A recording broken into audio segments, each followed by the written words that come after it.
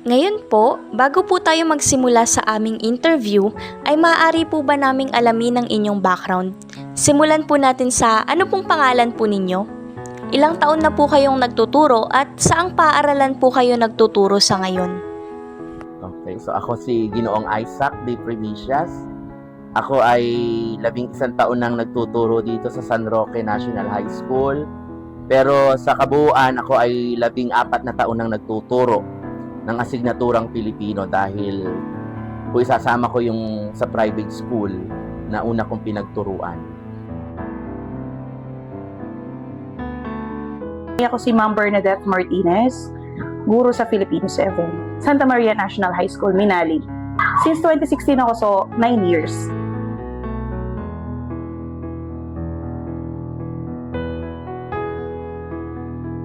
Ako si Gladys R. Santiago, so guro sa Filipino ng grade 7 mula sa Santa Monica National High School.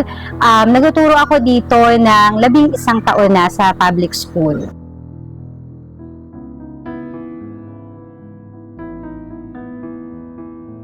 Sa ilang taon mo pong pagtuturo ng obra maestrang Ibong Adarna, mayroon ka po bang kakaibang gawain o routine na ginagamit sa pagtuturo ng akdang ito?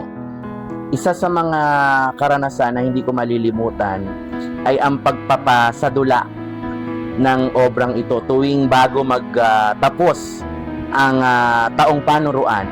So ginagawa ko itong final requirement sa aking mga mag-aaral. Ngunit sa paglipas ng panahon, dahil nag-iba na nga ang ugali at nature ng mga estudyante, pinagbawal sa amin ang pagsasagawa nito.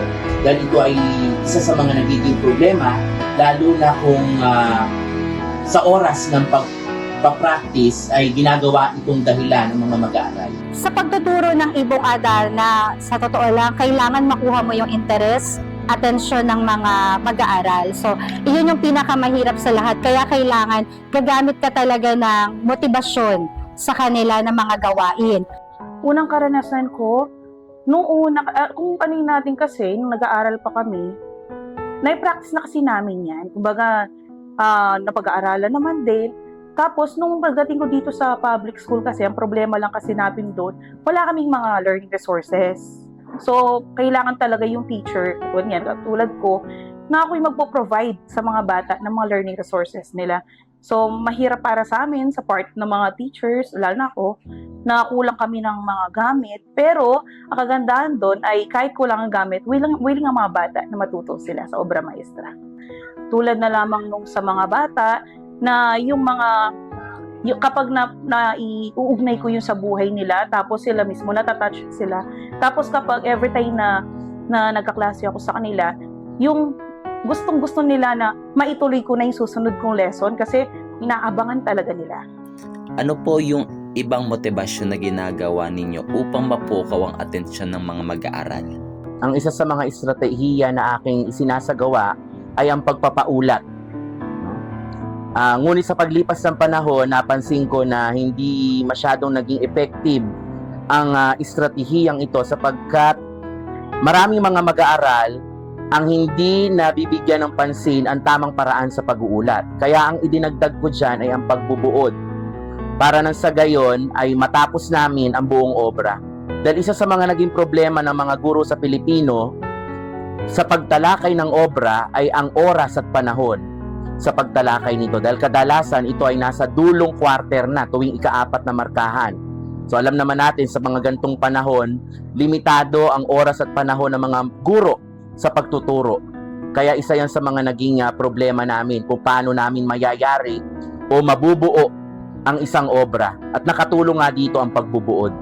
Sa una, ang ginagawa namin ay ilan dito yung tinatawag natin na role-playing. Ito yung pinaka-pangwakas namin. Pagkatapos naming matalakay ang lahat o yung buong Ibong Adarna, nagkakaroon kami ng role-play. Ito yung pinaka-performance task nila para sa ika-4 na markahan. Gumagamit din ako ng video presentation. So, yung buong akda, pinuputol-putol ko yung video batay sa learning competency na target ko for that day. Yun yung ginagawa namin. And then, third, nagpapadrawing din ako sa kanila kasi kailangan doon meron sila ng mga gumagamit sila ng papel, ballpen, lapis, mga pangulay. So, nagpapadrawing ako sa kanila ng mga simbolismo para maipakita yung katangian ng tauhan o yung mga naging karanasan ng tauhan doon sa akda na aming pinalakay. Ako kasi mahilig ako sa mga interactive games. Mahilig ako dun sa, hindi lang ako yung mismo nagkukwento lang, kundi meron kami, usually yung ginagawa ko kasi sa mga bata, yung magbibigay lang ako ng kaunti, pero sila lahat yung magbibigay sa akin ng mga kasagutan. Kumbaga, mga interactive games ngayon kasi kakaiba na eh. Kumbaga, may mga makita kang, di ba, may mga bibe, ewan ko lang kung nakikita yung may mga bibe, unahan sila, mga ganun. Tapos, kumbaga, may question and answer.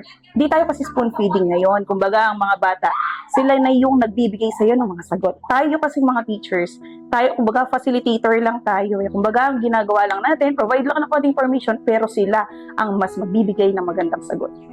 Sa kasalukuyang panahon, gumamit na kami ng ICT base.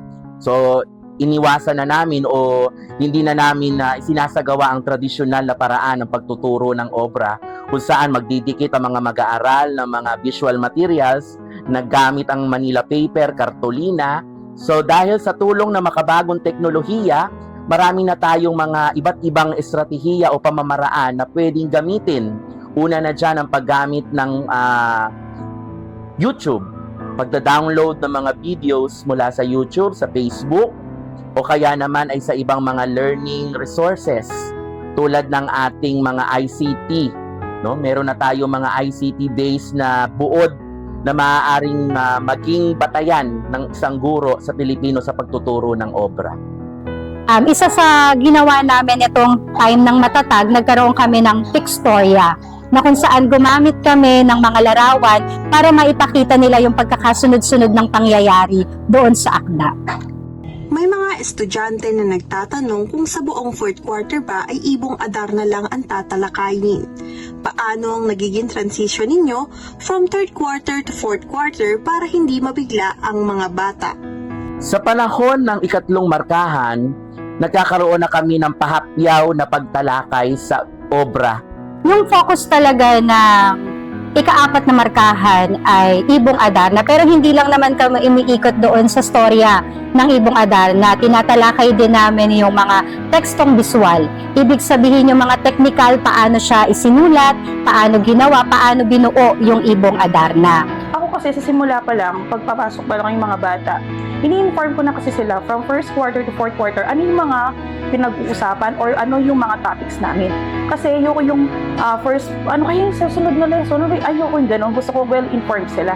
So first quarter to fourth quarter, ini-inform ko na sila, ganito ha, eto pag-aaralan natin mga panitikan sa panahon ng mga katutubo. Sa ikalawang markahan, ganito. Hanggang sa makadaan sa fourth quarter na Ibong Adarna. Ano yung transition? So, para hindi sila mabigla, nagkakaroon kami ng preview patungkol sa Ibong Adarna sa huling bahagi na ikatlong markahan. Tinatalakay namin yung panitikan sa panahon ng mga Espanyol, na kung saan alam naman natin na isa sa pinakasumikat na panitikan ng mga Espanyol ay ang korido. At ang halimbawa ng korido ay ang Ibong Adarna. So mula din doon ay nagkakaroon kami ng pre-reading ng ilan sa mga saknong ng Ibong Adarna bilang isang halimbawa ng korido na Ibong Adarna. No, dahil may mga aralin naman tayo na connected sa obra. Kaya may mga pagkakataon na isinisingit na namin ang pagtalakay o pahapyaw na pagtalakay nito, lalo na sa mga tauhan. Maaari na tayong gumamit ng pagtalakay ng tauhan, paglalarawan sa tauhan, at maaari natin itong iugnay sa ibang teksto o sa ibang aralin. Nang sa gayon ay makatipid din tayo ng oras sa pagtalakay ng isang obra. Ngayon yung transition doon, di naman siya nawawala kasi panitikan pa rin ang pinag-uusapan. So kapag pinag-usapan yung panitikan, isang halimbawa ang obra maestra na Ibong Adarna. So hindi siya mahirap. Ano-anong mga activities, assessment, or projects na ipinagagawa sa mga mag-aaral na konektado sa Ibong Adarna para mas lalo nilang maisabuhay ito? Okay.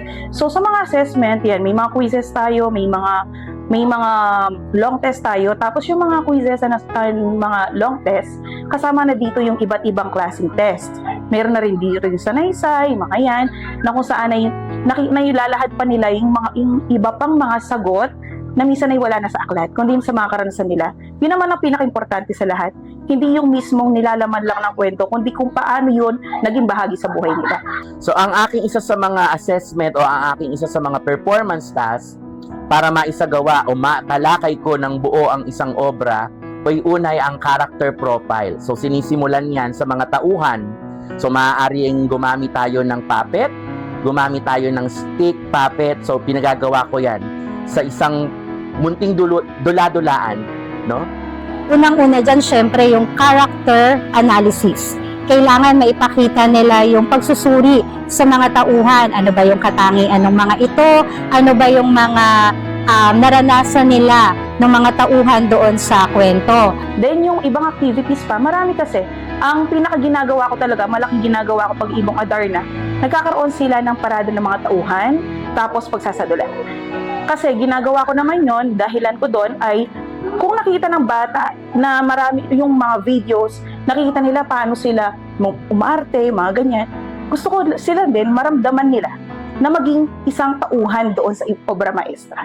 Kaya yun ang lagi kong ginagawa sa kanila. Gumagawa rin kami ng maikling pagbubuod. Ginagamit pa rin namin yung pagbubuod para sa makuha namin kung tama ba o naunawaan ba nila yung pinakaakda. Gumagamit din kami ng mga concept maps, graphic organizers, yung mga Venn diagram para maipakita namin yung banghay ng kwento. Gumagamit din ako ng mga iba't ibang pamamaraan tulad ng pagbubuod, sabi ko nga kanina, at ang tinatawag natin na pagsasadula. No, maikling pagsasadula. Hindi na ito yung grand na play na nakagisna ng mga mag-aaral. So, sa kasalukuyan, nagpapasadula pa rin ako, pero ilang bahagi na lamang para hindi na ito kumain ng mas mahabang oras sa pag-iensayo at mas mahabang panahon sa paghahanda. Para po sa ating kasunod na tanong ay, naiugnay po ba yung mga mensahe ng Ibong Adarna sa mga kasalukuyang issue na ating nararanasan? At sa paano po kayang paraan iyon? Paano na bahagi yung issue? So, may issue sa Ibong Adarna na very evident pa rin dito sa kasalukuyan. So, katulad na lang ng pagtataksil, inggit. So, meron pa rin tayo diyan na pagpapatawad. At syempre, lumalabas din dito sa issue yung tinatawag nating paghingi ng katarungan na napaka-evident dito sa ating lipunan. Ay yes, oo. Palagi yan. Marami kasi mga issue yung sa Ibong Adarna. Unang-una na dito, yung sa pamilya. Pagmamahal sa pamilya. At meron din tayo dyan na may issue talaga. Unang-una dyan, yung unang issue, yung favoritism. Kung babasahin mo yung sa Ibong Adarna, unang-una yon na pati na yung sa mga tauhan, pagpapakilala sa mga tauhan, pag binanggit na si Don Juan, paboritong anak ni Don Fernando. So doon pa lang issue na yon. At kapag binigyan mo na yun sa bata, ay naku, ang daming makaka-relate. Sino ba dito may kapatid na palaging kapag sinaktan yung kapatid, ganyan, tapos iba na huli, ikaw ang sisisihin, mga ganun. Tapos kaya kapag yung magulang may binibigay, ikaw hindi ka nabibigyan kasi yung kapatid mo yung bibigyan. So doon pa lang yung talagang yung mga mensahe, mga issue kapag naugnay na sila sa buhay nila, talagang gustong-gusto na nilang pag-aralan to. Yan. So hindi lang sa pamilya, marami yan sa mga pagsubok sa buhay. Yan, mga pagsubok natin sa buhay na hinaharap ng mga tao. Yan, na yung katatagan ng loob na harapin ng mga pagsubok. Yan, pamilya, syempre isa pa, yung pananampalataya sa Diyos. Yun, may yung iba kasing issue kasi dyan, paano kapag nahihirap, nasa mahirap na sitwasyon ka, anong gagawin mo? Sinong tatawagin mo? May ibang si mama ko po, si tatay ko po. Pero ang hindi nila alam, yung mga kasing issue yan na ang unang tatawagin talaga, kung malalim ang pananampalataya mo, hindi yun ang unang maiisip mo, ang Panginoon. So, Maraming mga bahagi sa isang obra na na maaari nating iugnay sa kasalukuyang panahon, lalo na sa iba't ibang mga isyung panlipunan.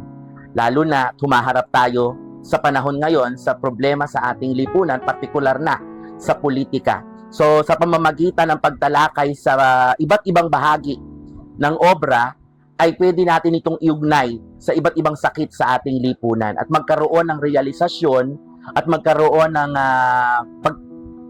pagkakaroon ng realization ng mga mag-aaral kung paano nila ito maiuugnay sa pagbabago sa kanilang sarili upang makatulong at maging kapaki-pakinabang na bahagi ng ating lipunan sa hinaharap.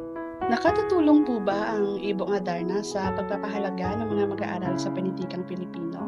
Kung oo, sa anong aspekto? Kung hindi, ano ang dahilan? Ay, oo. Yung panitikan kasi napakalawak niyan eh. Kapag panitikan, yung naglalaman niyan ng mga pagpapahalaga tulad ng mga values natin. Yung dun sa Ibong Adarna, yung pagpapatawad, ayan, yung kultura ng ating bansa. Pumapasok na rin kasi yan, mga kultura natin, yung paano ang tawag dito? Yung kultura natin na halimbawa ay meron tayo doon sa pagiging hospitable. So yung mismong aayain ka na pumasok sa iyong tahanan, wini-welcome ka. Ganon kasi mga Pilipino eh. So doon pa lang nakikita na yung pagiging tradisyonal at makikita natin yung kultura, kayaman ng kultura natin. So marami talaga yan. So, isa sa mga natuklasan ko sa pagtuturo ng obra ay una, nakatutulong ang obra upang mas mapalawak ang pagpapahalagang pampanitikan ng mga mag-aaral. Ikalawa, nakatutulong din ang obra para sa ating lipunan dahil maraming mga bahagi sa obra ang tinatalakay ay tungkol sa ating lipunan. Maaaring iugnay ng mag-aaral ang kanilang sarili ang ating lipunang ginagalawan sa mga nilalaman at sa mga aral na matutunghayan sa iba't ibang obrang tinatalakay. Unang-una, maraming aspeto kung saan siya nakakatulong. So una, sa kasaysayan. So sa pag-aaral ng Ibong Adarna, nalalaman ng mga mag-aaral kung ano ba yung anyo ng panitikan natin sa noong panahon ng mga Espanyol. Pagdating naman sa ating kultura, nakikita nila na noon pa man ay kailangan na pala talaga nating pahalagahan yung ating pamilya. Kailangan pala nating magpatawad. Kailangan pala nating harapin yung mga pagsubok na dumarating sa buhay natin. At pagdating naman sa pagpapahalaga sa wika, napahahalagahan nila yung mga lumang wikang Pilipino na nalalaman nila, nung una kasi hindi nila alam kung ano ang mga kahulugan. Pero dahil sa pag-aaral ng mga Ibong Adarna, marami silang nalalamang mga salita na malalim na meron palang mas mababaw na kahulugan sa kasalukuyan. Dahil sa pamamagitan nito, mas napapahalagahan ng ating mga mag-aaral ang mga ambag ng ating mga ninuno, lalo na sa 4 na obrang walang kamatayan. Dahil ang 4 na obrang ito ay isa sa mga dahilan kung bakit maraming mag-aaral ang nag-aalab ang puso sa pagmamahal sa ating bayan. Sa pamamagitan ng mga obrang ito, mas napapahalagahan nila ang kanilang sarili, ang kanilang bayan, at ang ating lipunang ginagalawan. May mga naging problema po ba o balakid sa pagtuturo ng akdang ito? Ayun nga, yung natuklasan ko, may mga ilang mga bata na hindi lahat naiintindihan yung mga salita. Kasi kapag sinabi mong Ibong Adarna, tulayan eh. So may mga salita doon sa Ibong Adarna, nahirap sila. Kaya sa bawat talakayan namin, sa bawat saknong ng Ibong Adarna, ang ginagawa, meron kaming paghahawa ng sagabal o yung pagbibigay ng talasalitaan sa kanila na bibigyan namin ng kahulugan para sa time na papanoorin nila o pag-aaralan namin yung saknong na nabanggit doon sa learning competency, ay alam na nila yung kahulugan. Kahit nasabihin natin na nagkakaroon tayo ng talasalitaan, pero kapag binanggit na yung mga yan, hirap na. Hirap na yung mga bata na intindihan. Ano kasi yun? Ang gagawin ko na lang nun ay sisimplehan ng mga salita para mas maintindihan nila. Pangalawang hamon is yung paano kukunin yung interest ng mga bata, yung kanilang atensyon. Lalong-lalo na pag nakita na nila yung libro ng Ibong Adarna, nasa isip ka agad nila, ay ang haba, parang ayoko na, ang habang babasahin ito. So kaya kailangan gagawa talaga ng kakaibang strategy si teacher para makuha niya yung atensyon ng mga mag-aaral. Ngayon may problema din ba? Isa pang problema nga, learning resources nga. Kasi may mga, hindi naman kasi lahat na ile-lesson yun. Kumbaga, kapag kasi inisa-isa mo yun, hindi tayo matatapos kahit 1 taon. sa mga bata. Kumbaga, kapag halimbawa ay nagturo ako, may mga iba na kasi na hindi nababanggit sa video, no? Mayroong hindi nababanggit sa video na kung sana babanggitin ko siya personal, pero minsan ang gusto ko sila mismo ang bumanggit kung ano yung sagot. Ang kaso nga lang, ang mahirap doon, wala silang pagkukuhanan ng sagot kasi wala silang akla. Sa kasalukuyan, ang isa sa mga problemang hinaharap namin ay ang klima. Dahil alam naman natin na mula nung nabago ang schedule ng school year, ang fourth quarter ay hindi na pumapatak tuwing Enero. Kasi nung mga taon, January to March lang ang fourth quarter.